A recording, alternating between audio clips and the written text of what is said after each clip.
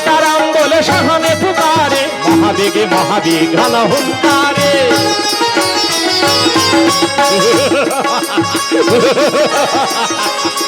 এই সব রাক্ষস বেটারা পালিয়ে যাচ্ছে, কিন্তু সে তো পাথরে নির্মিত এই রাজপ্রাসাদ অগ্নি সংযোজিত হবে কি?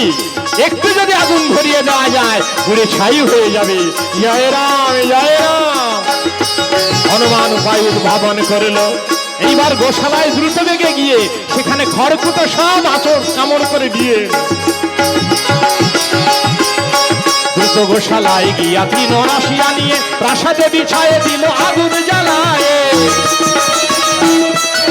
পবন আসিয়া মিলে দ্বিগুণ অগ্নি জলে, ধূম্র আকার তোলে জ্বলে একাধারে, মহাবেগে মহাবীর ঘন হুঙ্কারে।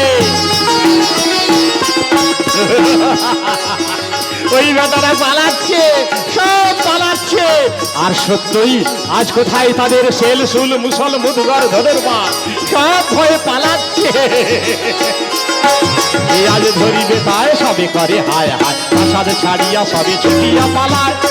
আজ ধরিবে তাই সবে করে হায় হায়, প্রাসাদ ছাড়িয়া সবে ছুটিয়া পালায়। অঙ্গ জ্বালায় জলে মরি মরি মরি বলে, অঙ্গ জ্বালায় জলে মরি মরি মরি বলে, শীতল হইতে চলে দিঘি সরোবর, মহাবেগে মহাবীর ঘন হুঙ্কারে।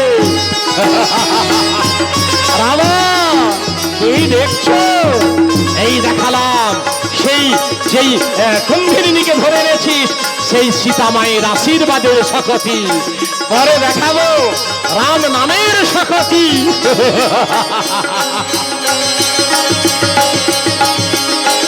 অনাথ বন্ধু কহে শোনো রাজা দশানন,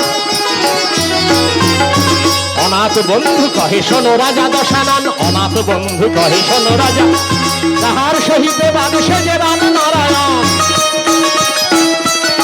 তাহার সেবকেই মহাবীর হনুমান, তাহার সেবকেই মহাবীর।